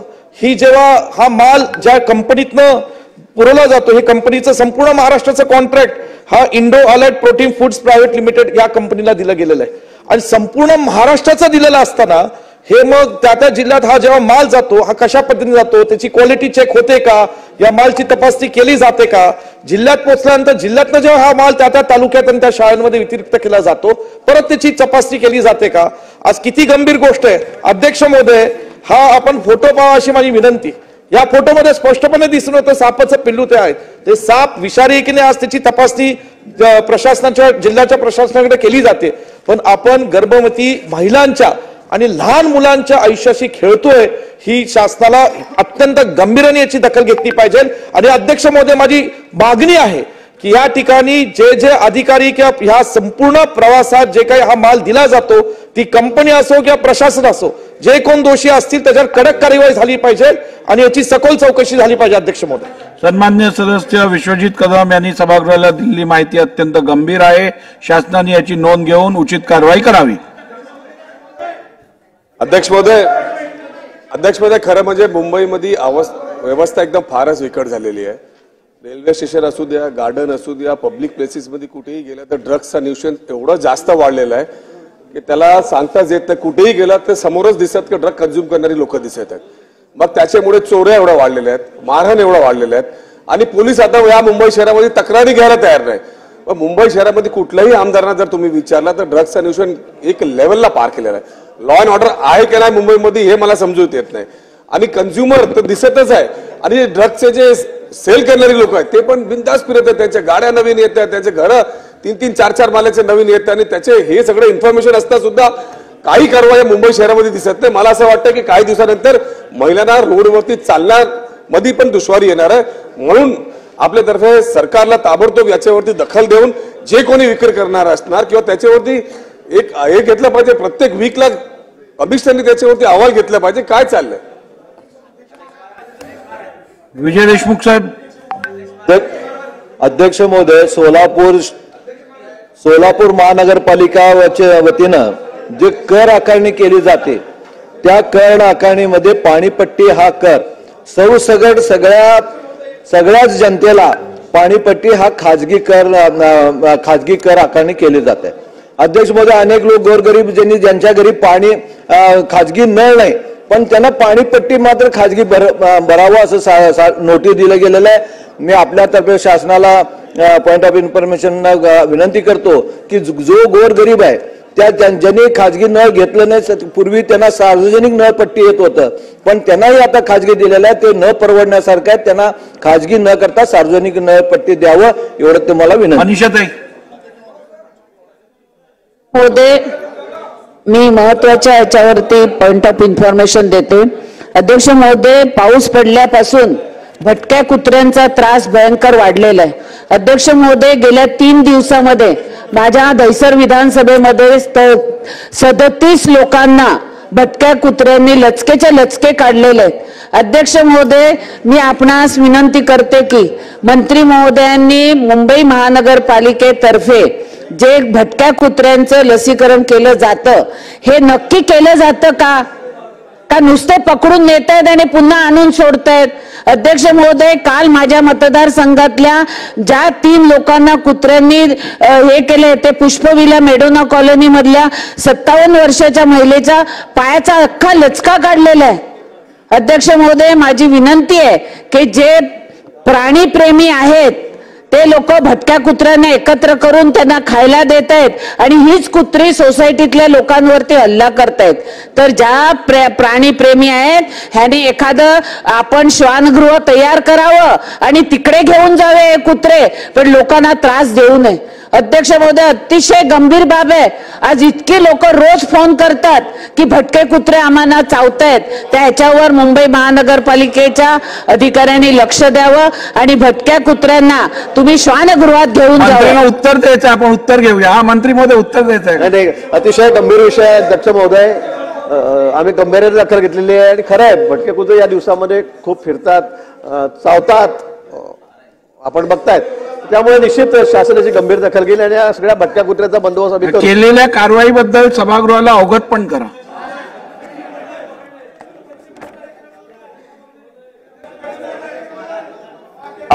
अध्यक्ष महाराज, सबसे पहले मैं आपका धन्यवाद देता हूं कि मनोरा एमएलए हॉस्टल और मैजेस्टिक एमएलए हॉस्टल के बारे में आपने सभागृह में बताया. सर, जब विलासराव 2000 मुख्यमंत्री थे तब आमदारों के लिए जिम खाना और एक क्लब की घोषणा की. उसकी जगह वर्ल्ड ट्रेड सेंटर पे भी फाइनल हुई. उसमें कुछ लोग कोर्ट में भी, लेकिन कोर्ट ने भी अपनी तरफ से फैसला किया. आज तक उस पर कोई प्रकार की कार्रवाई नहीं की. मेरी रिक्वेस्ट है उस पर कार्रवाई हो. और एक point of information, point of procedure है सर, जैसा मंत्रियों के आगे उनके माताजी और पिताजी का नाम लगाया जाता है वैसा हमारे यहाँ डायस पे देखिए कैलाश किशनराव गोरेंट्याल लिखा. अगर यहाँ कैलाश भूदेवी किशनराव गोरेंट्याल अगर लिखा जाए तो ये हमारे सभी क्या फायदा होगा सर. चांगली सूचना आहे.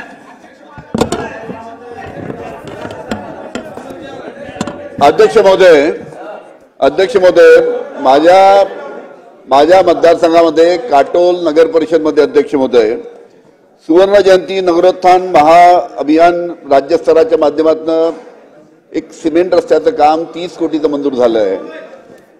काटोल येथील नागरिकांचा आग्रह आहे की हे काम सिमेंट रस्ता न होता डांबरीकरणाचा रस्ता व्हावा, यासाठी त्यांनी आंदोलन सुद्धा त्या ठिकाणी केलं आहे. अध्यक्ष महोदय, राज्य शासनाला माझी विनंती राहील की हा 30 कोटीचा सिमेंट रस्ता रद्द करून त्या ठिकाणी काटोल नगर परिषदमध्ये हा डांबरीकरणाचा रस्ता करावा, अशा पद्धतीची मी राज्य शासनाला विनंती करतो. त्याची नोंद घेऊन त्यांनी सध्या जे काम चालू झालेलं आहे नुकतंच ते काम त्वरित थांबावं अशी मी राज्य शासनाला विनंती करतो. अध्यक्ष महोदय, त्याचबरोबर अध्यक्ष महोदय, नुकत्याच ज्या लोकसभेच्या निवडणुका झाल्या अध्यक्ष महोदय, त्यामध्ये वर्धा लोकसभा मतदारसंघामध्ये इंडिया आघाडीचे जे उमेदवार होते अमरजी काळे हे त्या ठिकाणी उभे होते आणि या निवडणुकीमध्ये अध्यक्ष महोदय महाराष्ट्र राज्य प्राथमिक शिक्षक समिती याचे जे अध्यक्ष आहेत विजय कांबळे यांना त्यानिमित्तानं त्यांनी या निवडणुकीमध्ये भाग घेतला म्हणून त्यांना निलंबित करण्यात आलं जिल्हा परिषदेच्या माध्यमातून. अध्यक्ष महोदय, माझी एकच शासनाला विनंती आहे की याची कोणत्या पद्धतीनं शहानिशा न करता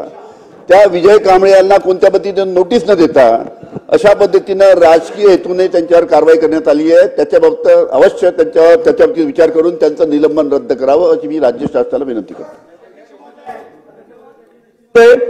हा पालघर जिल्ह्याच्या वतीने हा प्रश्न आहे. पॉइंट ऑफ इन्फॉर्मेशन सर, मुंबईला येण्यासाठी पालघर जिल्ह्यातून नॅशनल हायवे क्रमांक 48 हा येतोय आणि आपण इथे बघितलं की आम्ही सगळे आमदार महोदय आणि त्या भागातली मंडळी मुंबईला यायचं म्हटलं तर तो हायवे आहे नॅशनल हायवे नंबर 48 हा अतिशय खराब झालेला आहे आणि वसई किंवा पालघर जिल्ह्यातले रुग्ण जे वसईमध्ये येतात मुंबईला येतात त्यांच्यासाठी एवढे मोठा जिकरीचा तो हायवे झालेला 4 तास ट्रॅफिक लागते आणि ज्या कॉन्ट्रॅक्टरने काम घेतलेलं आहे नॅशनल हायवेचे अधिकारी आहेत त्यांचं पूर्णपणे ह्या हायवेच्या दुरुस्तीकडे दुर्लक्ष झालेलं आहे. तर माझं सरकारकडे या माध्यमातून अशी विनंती आहे की ते संबंधित ठेकेदार आणि ते नॅशनल हायवे अथॉरिटी यांना बोलवून हा हायवे लवकरात लवकर क्लिअर करावा, चांगला करावा, जेणेकरून मुंबई येण्यासाठी जे 4-4 चालू करतोय लागणार नाही. 12:35 आणि दुसरा कामण भिवंडी रस्ता हा रस्ता सुद्धा अतिशय खराब झालेला आहे. एवढे खड्डे पडलेत, काल त्याच्यामध्ये एखादा ऍक्सिडेंट झाला त्याचा मृत्यू झाला तर तो सुद्धा लवकर दुरुस्त करावा अशी माझी विनंती आहे. सुनील राणे. अध्यक्ष महोदय, सन्माननीय वनमंत्री इथे उपस्थित आहेत. बोरिवली मतदारसंघामध्ये मॅनग्रोव्ह फॉरेस्ट पार्क हा अतिशय भव्य असा प्रकल्प जवळजवळ 80% पूर्ण झालाय आणि सन्माननीय मंत्री महोदयांना माझी विनंती आहे आपल्या मार्फत की हा प्रकल्प 80% पूर्ण झालाय, त्याच्या समोर एक रस्त्याचा विषय फक्त प्रलंबित आहे. तो जर रस्त्याचा विषय आपण सोडवला ते येणाऱ्या 15 ऑगस्टला संपूर्ण बोरिवली नाही तर मुंबईतील ज्येष्ठ नागरिकांसाठी सगळ्यात जास्त ऑक्सिजन जर कुठे मिळत असेल तर तो कांदळवनामध्ये मिळतो. सन्माननीय वनमंत्र्यांना माझी पुन्हा एकदा विनंती आहे की या 15 ऑगस्टला बोरिवलीमध्ये तो जो मॅनग्रोव्ह फॉरेस्ट पार्क प्रकल्प आपण पूर्ण केला आहे तो सुरू करावा अशी विनंती करतो. त्याबद्दलचे निर्देश आपण सन्माननीय मंत्री महोदयांना द्यावेत. अध्यक्ष महोदय, शहापूर भिवंडी ठाणे हा जो रस्ता आहे नॅशनल हायवे 3 ह्याच्यावर बऱ्यापैकी कामं चालू आहेत आणि साहेब एवढे ट्रॅफिक जाम होते 3-4 तास आम्हाला पडघ्यावरून मुंबईमध्ये यायला 3.5-4 तास लागतात. अध्यक्ष महोदय, याच्यामध्ये कंटेनर मोठमोठे ट्रेलर त्या रोडवर म्हणजे सकाळपासून ते रात्रीपर्यंत चालू असतात. त्याच्यामुळे ट्रॅफिक कंट्रोल म्हणून आपण शासनाने यांना निर्देश द्यावे, त्याचा टायमिंग टेबल ठरवावा. सकाळी 12 ते 5 ते रात्री असा वेळ ठरवून त्या ट्रॅफिकचा तेवढा आपण हे करून द्यावा. ठीक आहे, चला यामिनी ताई. अध्यक्ष महोदय, माझ्या विभागातल्या जे रुग्णालयामध्ये 4थी श्रेणी राज्य सरकारी कर्मचारी संघटनेने आजपासून संप पुकारलेला आहे. पावसाळ्याचे दिवस आहेत, रुग्णांची संख्या वाढते. शासन आपल्या मार्फत शासनाने याची नोंद घ्यावी आणि त्यांना चर्चेसाठी पाचारण करावे. अभिमन्यू पवार. अध्यक्ष महोदय, राज्यामध्ये मोठ्या प्रमाणात शिक्षण भरती चालू आहे आणि या शिक्षण भरतीमध्ये आमच्या भूकंपग्रस्त विद्यार्थ्यावर अन्याय होतो. अध्यक्ष महोदय, औसा, निलंगा, उमरगा, लोहारा हा पूर्णपणे 57 गाव भूकंपग्रस्त आहेत. या भूकंपग्रस्तामध्ये अनेक DED BEd विद्यार्थी आहेत. त्यांच्यावर अन्याय करणारा हा निर्णय अध्यक्ष महोदय 4 नोव्हेंबर 2016चा जो सामान्य प्रशासनाचा निर्णय आहे हे भूकंपग्रस्त प्रवर्गासाठी अन्याय करणारा आहे. हा निर्णय रद्द करावा व शिक्षण सेवक पदभरतीमध्ये भूकंपग्रस्त आरक्षणातून रिक्त असलेली पदे रूपांतरित न करता ही पदे समांतर आरक्षणामध्ये कायम ठेवून DED BEd उमेदवारांना सेवेत सामावून घेऊन सेवांतर्गत पात्रता परीक्षा उत्तीर्ण होण्यासाठी 3 संधी आपण द्याव्या ही मागणी मी करणार आहे अध्यक्ष महोदय. ठीक आहे, हा असा निर्णय चला बच्चू कडूजी. अध्यक्ष महोदय असा निर्णय अध्यक्ष महोदय तुम्ही लिप बंद झाल्याबरोबर लगेच आदेश दिले. अध्यक्ष महोदय तुमच्याकडून ह्या अपेक्षा आहे. काही काम करणाऱ्या लोकांचं आयुष्य बंद व्हायला चाललं. अध्यक्ष महोदय दादा इथं आहे. दादा आशा वर्कर असेल, अंगणवाडी सेविका असेल, मदतनीस असणार, पोलीस पाटील असणार, ग्राम रोजगार असेल, सेवक असेल, तिकडे ग्रामपंचायत कर्मचारी असणार, तिकडे आमचे होमगार्डवाले असेल, संगणक परिचय सोसायटीचे गट सचिव, हे सगळे गावात काम करतात. अध्यक्ष महोदय एकदम गावात टोकावर. म्हणजे दिल्लीची योजना यांच्या हातून जातं, तुमच्या हातून नाही जात. अध्यक्ष महोदय आणि यांचे नेहमी आंदोलन संप चालू असतं. दादा एकदा कायमचं मोकळं करा ना. एक बैठक घेऊन तिथं कुठेतरी निर्णय घेतला पाहिजे. होमगार्डची तर अशी अवस्था आहे अध्यक्ष महोदय, हा होमगार्ड फक्त 3 वर्षातून 3दा त्याला ऑर्डर येतं. ना तो शेती करू शकत, ना उद्योग करू शकत. किमान 7 महिने तर काम दिले पाहिजे, तेवढं तर केलं पाहिजे. अध्यक्ष महोदय हे अशा पद्धतीनं लवकर निर्णय घ्यायचे तसे तुम्ही निर्देश द्यावा अशी विनंती करतो. शासनाने नोंद घ्यावी. अमित चाटम. अध्यक्ष महोदय माझ्या अंधेरी पश्चिम विधानसभा मतदारसंघामध्ये जुहू गल्ली आणि गिलबर्ट हिल येथे SRAचा जो प्रकल्प आहे तो गेली 10 वर्ष बंद पडलेला आहे. सर्वधर्मीय नावाची सोसायटी, त्यांची घरं तुटली आहेत. 16 कोटीपेक्षा जास्त त्यांचं भाडंही पेंडिंग आहे. या प्रकल्पावरती ईडीचा स्टे होता, तो ईडीचा स्टे आता हटवण्यात आलेला आहे. अध्यक्ष महाराज माझी शासनाला विनंती आहे की लवकरात लवकर हा प्रकल्प कार्यान्वित करून 5000 पेक्षा जास्त झोपडपट्टी धारकांना त्यांची घरं मिळवून देण्याच्या दृष्टिकोनातून कारवाई करावी. अध्यक्ष आशिष जयस्वाल. माननीय अजितदादा या ठिकाणी आहे. मी त्यांचं लक्ष वेधू इच्छितो की सरकारने सर्व घटकाला न्याय देण्याचा प्रयत्न केला. आपण अंगणवाडी सेविका असो, आशा वर्कर असो, CRP असो, सर्वांची वेतनवाढ केली. परंतु अध्यक्ष महोदय शाळेमध्ये ज्या स्वयंपाक करणाऱ्या ज्या स्वयंपाकी महिला आणि मदतनीस आहे, जे शालेय पोषण आहारमध्ये लोकांना खिचडी शिजवतात अध्यक्ष महोदय, त्या सर्व महिलांना किमान त्यांचं जीवन जगता यावं एवढी रक्कम सरकार देत नाहीये. आपण महाराष्ट्रामध्ये ग्राम विद्युत व्यवस्थापक नियुक्त केलंय, तर तीच अवस्था त्यांची आहे. हे 2 घटक आपल्या न्यायापासून वंचित राहिले आहे. माननीय अजितदादा साहेब उपस्थित आहेत, त्यांना माझी विनंती आहे की या 2 घटकाला आपण फक्त वगळलेलं आपल्या न्याय देण्यापासून. आपण सर्वांना न्याय दिलेला आहे, तर हे 2च लोकांवर आपण अन्याय करू नये. या दोन्ही लोकांना आपण न्याय द्यावा अशी माझी आपल्यास विनंती आहे. अध्यक्ष महोदय माझ्या मतदारसंघामध्ये शिरूर हे तालुक्याचं ठिकाण येतं. त्या ठिकाणी 8 दुकानांचं जळीत गेल्या 2-4 दिवसापूर्वी झालं. MSCBच्या शॉर्ट सर्किटमुळे त्या दुकानांचं जळीत झालं. एका दुकानांचं 50-50, 60-60 लाख रुपयाचं नुकसान त्या ठिकाणी झालंय. वास्तविक आता MSCBने व्यवस्थित पंचनामा करून त्याची भरपाई मिळाली पाहिजे. आणि दुसरा एक विषय, 2 दुकानांचा इन्शुरन्स त्याच्यामध्ये बजाज कंपनी कडून तो इन्शुरन्स काढलेला आहे. आज बजाज कंपनी इन्शुरन्स करताना त्यांनी तिथले फोटो वगैरे घेतले, पण बजाज कंपनी आता तिथे इन्शुरन्स द्यायला नकार देते, कारण त्या पक्के बांधकाम नाही असं कारण त्या ठिकाणी दाखवलं जातंय. म्हणून त्या कंपनीने सुद्धा इन्शुरन्स त्यांना पूर्ण द्यावा एवढी मी आपल्याला विनंती करतो. लक्षवेधी क्रमांक 1. अध्यक्ष महोदय राज्यात आपल्याला माहित आहे बेसुमार वृक्षतोड झाल्याने वनक्षेत्र कमी होऊन राहिलं आणि त्यामध्ये वन्य प्राणी जे आहेत ते नागरी वस्तीमध्ये शिरून राहिले.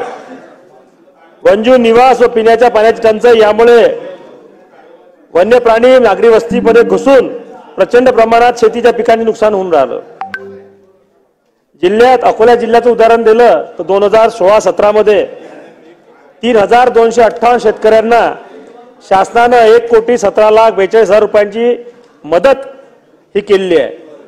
आणि म्हणून हा सगळ्यात मोठा अडचणीचा प्रश्न निर्माण झालेला आहे. आता नापिकी आणि पेस्टिसाइडच्या अटॅकपेक्षा जास्त वन्य प्राणी यांच्यामुळे शेतकरी त्रस्त आहेत. अध्यक्ष महोदय आमच्या विदर्भातल्या गावांकडे जर तुम्ही आले आणि पहिल्या मजल्यावर माळीवर जाऊन पाहिलं तो पूर्ण शेतशिवारात तुम्हाला बॅटरीच्या लाईट दिसतील. प्रत्येक शेतकरी कुटुंबातील 1 किंवा 2 लोक शेतीमध्ये बॅटरी घेऊन फिरतात, कारण की डुकरं, हरिण, रोही याचा प्रचंड त्रास आहे आणि याच्यावर कायमस्वरूपी उपाय व्हावे. पण अनेकदा लक्षवेध्या लावल्या, भाषण दिले, कोणी ऐकायला तयार नाही. आदरणीय वन्यमंत्री सुधीर भाऊ इथं आहेत. मंत्री महोदय 2 वर्ष आधी 3 वर्ष आधी आपण पाहिलं असेल हिमाचल प्रदेशमध्ये माकडांचा प्रादुर्भाव वाढल्यामुळे त्यांनी काही काळासाठी माकडांना मारण्याची परवानगी घेतली होती. आपल्याकडे जे हरणांची अडचण आहे त्याच्यामध्ये मंत्री महोदय हरिण हे क्लास C म्हणजे वाघाच्या कॅटेगरीत टाकल्यामुळे त्याला मारता येत नाही, परंतु याला इंजेक्शन देऊन स्टेरलाइज करता येईल काय याच्यावर उपाययोजना केल्या पाहिजे. सगळ्यात महत्त्वाचं मंत्री महोदय, जर आपण याचा उपाय करू नाही शकलो तर किमान शेतकऱ्यांना झटका मशीन लावून त्यांना अनुदान जर आपण दिलं तर बऱ्यापैकी आपण या गोष्टीला कंट्रोल करू शकतो. आता झटका मशीनची जी कॉस्टिंग आहे मंत्री महोदय ती साधारणतः 5 ते 10 एकर जर झटका मशीन लावली आपण तर 35 ते 40 हजार रुपयाची कॉस्टिंग येते. आणि म्हणून आपण जर असं 10 एकरा मागं म्हणजे 4 हेक्टर मागं 30,000चं अनुदान जर जाहीर केलं तर शेतकरी कमीत कमी झटका मशीन लावून त्यांचं जे नाशवंत पीक आहे त्याचं संरक्षण करतील. मंत्री महोदय, रोज एक फोन येते जंगली जनावरांनं हमला केला आणि वन्य विभागातील जे अधिकारी आहेत ते मात्र पंचनामा करायला जात नाहीत. कुठेतरी मग सिव्हिल सर्जनचा रिपोर्ट, डॉक्टरचा रिपोर्ट या सगळ्या गोष्टीत ते प्रकरण अपात्र ठरते. आणि म्हणून या सर्व विषयावर आपण सखोल उत्तर द्यावं, उपाययोजना कराव्या एवढी मी आपल्याला कळकळीची विनंती करतो. अध्यक्ष महाराज, एका महत्वाच्या विषयाच्या संदर्भात सन्माननीय सावरकर साहेबांनी